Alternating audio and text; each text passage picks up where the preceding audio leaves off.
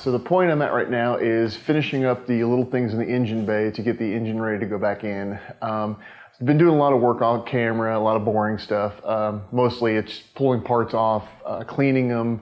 Some of the stuff that was in there is kind of rusty, so I had to run it through the sandblasting cabinet. And then took it out and got it powder coating, pretty much sticking for most of the little accessory brackets and stuff like that, just sticking with the gloss black on it for powder coating. Brake lines and everything are done. Right now I'm working on some AC lines to get the AC put back in. The AC lines are aluminum, so I'm working on polishing them, try to get a nice shine on it. It's sort of taking forever because there's a lot of lines on it. I've also gotten into the engine. Unbagged it to start getting it prepped because there's a few parts I needed to put on. Since we're putting new gauges in, I needed to put new sending units in, swap the old sending units out from the old gauges, put the new sending units in. A couple little gaskets in here, fixing a couple oil leaks. Again, some brackets and stuff like that were kind of rusty, kind of just old and nasty looking. So I got them pulled off, got them cleaned up, and powder coated black.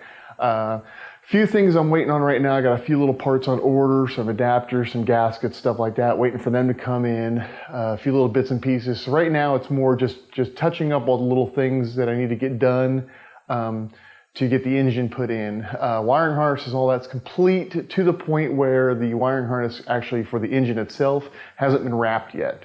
Once I get the engine in there, and I'll get all the sensors plugged in to where they need to be, from that point, I can go ahead and rewrap the engine harness. Because if I wrap it now, I'm going to wrap it in the stock configuration, and it's going to be completely different from where I'm running it right now. Stock configuration sort of runs down the passenger side frame, runs across the transmission, then up into the engine itself. I'm going to be running it toward the back of the firewall, then across the transmission up in. So it should be completely hidden by the battery box, the pre-turbo intake pipes and stuff like that. So you really shouldn't see any wires at all coming in. Got some wiring come in, larger gauge wiring. I needed to order some 8-gauge wiring to run the fuse box over back down the fender well there, in through the door cutout for where the wiring goes in for the body harness, and then back to the engine bay over to the battery box. The wiring I had originally on there isn't long enough, and I don't want to do a splice, especially with it being hidden in the fender well right there. It will get water and just garbage in there, so I went and just ordered fresh wire for it. So I'm waiting for that to come in. So hopefully I should have all the parts I've got an order in by the end of the week. But for now, I'm going to go and finish up getting these parts all cleaned up, getting them all powder coated, and start getting some of the brackets installed, and we'll go from there.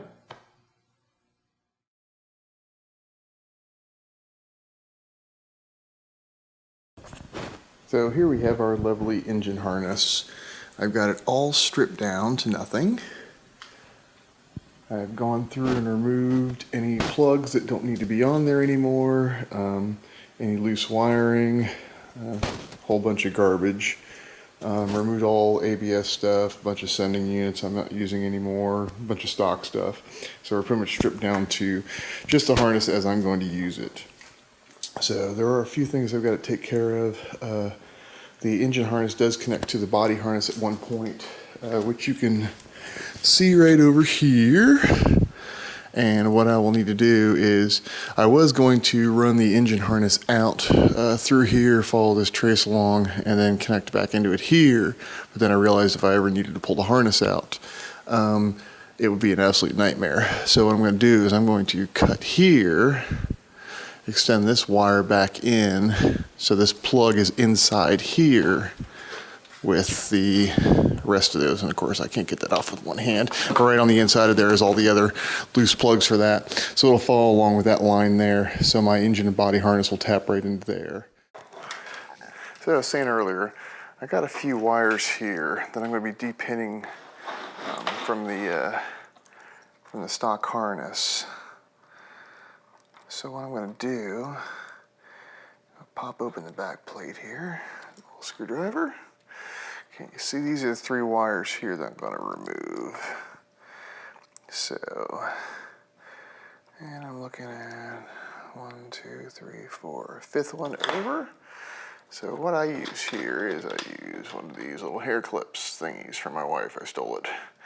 And what I do is I just bend it just a little bit back. I don't know how well this is going to show up on camera. and then I sort of sharpen the tip just a little bit. I basically just clip it on both sides and make sort of like a V out of the tip and bend it up. What that does is give me a little point.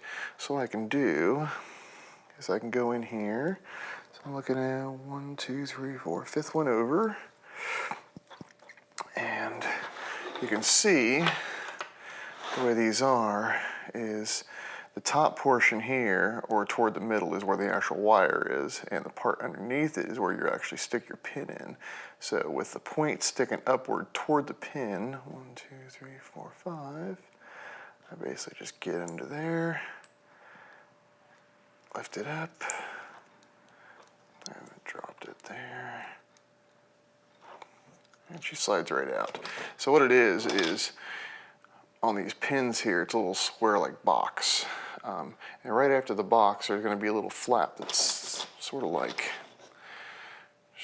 this. It sits up there, and that's what locks the pin in. So what we're doing with the tip here is we're getting right under there, and we're just popping it down just a little bit so we can slide the pin out. So easy enough.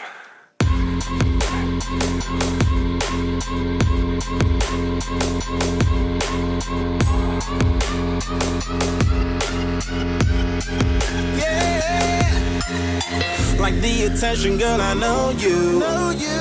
But you're everything I want in life. Yeah. We're fighting danger like Kung Fu. The love I feel is deep inside. The others don't matter. It's honestly us against the world. We're the perfect team. You're my dream, but I just want it. Can't get to myself. Can't get to myself. Can't get to myself. To myself. Can't get to myself. Can't get to myself. Can't get to myself. It's my to myself. Can't get to myself. Can't get to myself. To myself. Can't get to myself. Can't get to myself. Can't get to myself. Oh baby, if you ever need a helper, hey, you should know that I'll be there day and night. Nobody else can love you better. I'm here just to treat you right. You're the reason I'm alive. You're the only pain I can endure. But when you're not here, you're my dream, but I just want it. Yeah, I just wanna.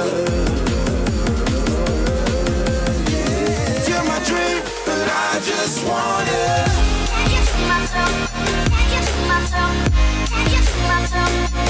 To myself. Can't get to myself. Can't get to myself. Can't get to myself. It's my to myself. Can't get to myself. Can't get to myself. To myself. Can't get to myself. Can't get to myself.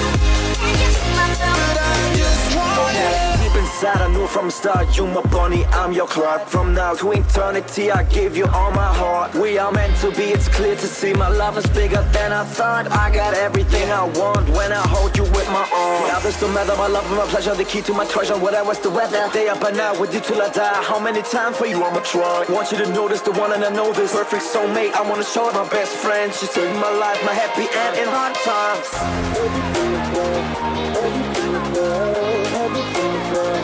Oh baby, hug it to myself, hug it to myself, hug it to myself. But I just want it.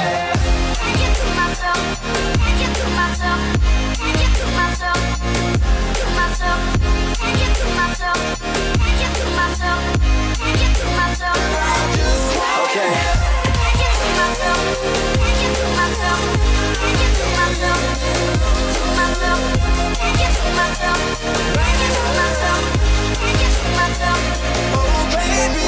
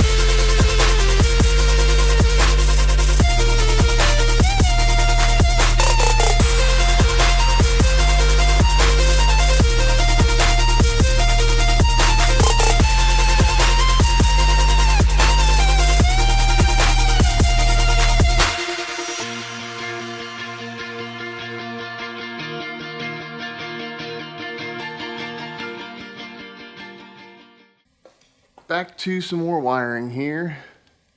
What I've got to figure out is I have 3 sending units that I need to fit somewhat hiddenly underneath this battery tray right here.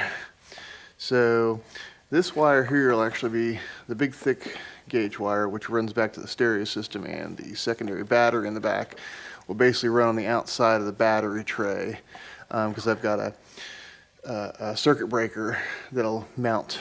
I'll have to build off the tray there, and then it'll run it to the battery. This here is the main power wire feeding over to the actual fuse box itself, and here is the sending unit wires. So 2 of these, this gray one and this black one here, are for the Black Stealth LCD unit. One is for the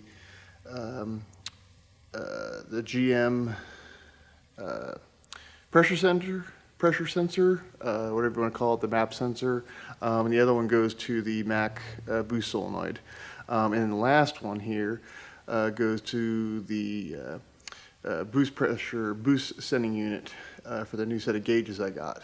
So I'll be able to track boost both through the 3 center gauge console and through the Black Stealth LCD. The LCD one's mainly more for logging. This one here is more for visual. So, but as you can see, I've taped off the underside here. I've sort of figured out a configuration where I can get all 3 sending units mounted under here. So when the battery tray sits on top, you won't see these sending units at all. And the tricky part about this was not only fitting all 3 of them under there, but fitting them under there so I can run the vacuum lines I need to without interfering with anything else. Luckily, that's the only 3 things I need the only 3 items that I have vacuum running to, besides whatever's already on the engine, like the boost solenoids or the wastegates. So the wastegates will run over to here into that, and then I'll have probably a single vacuum hose coming down and then teeing off onto everything else. So I'll leave a nice clean install. I'll be able to keep it hidden. As you can see here, I've got the wiring harness attached back across the rear firewall. Actually I have a few of these wire clips, or a few wire clip retainers to try to hold wiring in, nothing big enough. So I ended up using one from an old part out I did for the transmission. Transmission's got these twist tie down type of thingies here, and it ended up working great. Resistor packs in. The wiring's not as good as I like it to be, but that's about where I can get it without cramping this area up too much. So I may try to figure something else out to do with this wiring here, but that's where that go. As for the rest of the wiring, it's coming out. I'll have to put another mount point probably here where that black dot is there to hold that against the firewall. And then from that point there, it will come across the transmission and up into the engine bay. So I'll keep all the wiring out of the front area, out of the visibility. So the only wiring you're going to see is the wiring that's over here coming out of the firewall. So, and I'd say that's probably about as clean as I'm going to get it considering the amount of wires I've got coming in.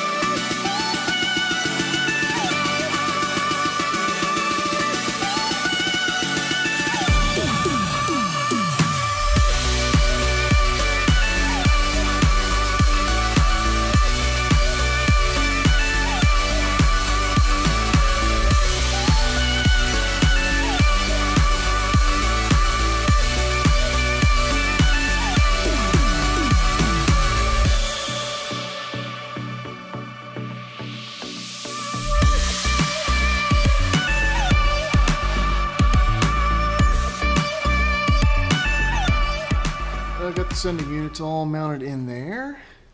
Now what I'll do is I'll get everything taken back off, clean up any areas where I drilled through, add a little paint in there so it doesn't rust out behind me, get the take the tape off and all that. And we won't be putting the sensors back on until after the engine is put back in. I just wanted to get everything pre-drilled and configured, because if I try to do that with the engine in there, it is going to be a nightmare because it's so tight. So now that we got those in, we've got a good spot for those to go, so I don't have to worry about them later. I do still need to figure out where I want to put the MAF-T at. Originally I was going to put it underneath there. I guess I was thinking I had a lot more room than I originally thought. I may end up trying to do is build a plate right here and maybe mount the MAF-T to that. I need to check it. It may just span that entire thing and I can just bolt it right to that. But at the same time, I need to I'd have to do it up to leave room for the vacuum lines, because I don't want to block those vacuum lines or leave them in a position where they're going to have a big old kink or something in it, you know, a real sharp 90 turn or something like that. So, but I'm going to keep knocking on this. Not too much left to do engine bay wise. Power steering is really the main thing. I need to get the power steering cooler cleaned up, flushed out. I've got some new lines coming for it, just the rubber lines. The hard lines are still good. I need to put probably just a fresh coat of paint on it and it'll be all set. Then I can get that figured out. And the last couple things, I need to get the shifter cables coming through, so they'll be in place. And the steering wheel, steering assembly, I'll have to get all that hooked back up. And then at that point there, we should be getting ready to get this engine drop back in here. What I'm going to be doing when I do the engine, I'm going to just be dropping just the engine portion itself, and the transmission won't be going until later, because I'm going to be taking that off with the secondary transmission I have, and try to take two transmissions and make one good one, because I got a little bit of grind and a little bit of rattle in it. Never had any problems with it. The grind, believe it or not, is in 5th gear, which is kind of odd, but we're going to go ahead and get that taken care of, make sure it's all nice and fresh before we drop it in there. So.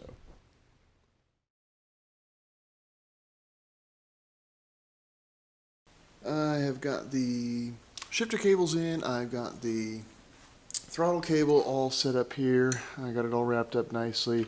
I had to make a custom bracket up here since I'm using, since I've deleted the cruise control on here. This here is the original throttle cable that goes over to the throttle body. Basically you unhook this from the cruise control assembly that sits over here and mock it in over here, and it's just a threaded shaft at the end with a nut on it. So I just built this bracket right here, just a 2-bolt bracket there, to firmly secure it into the firewall. Still need to take the sensors off there. I haven't got around to that yet.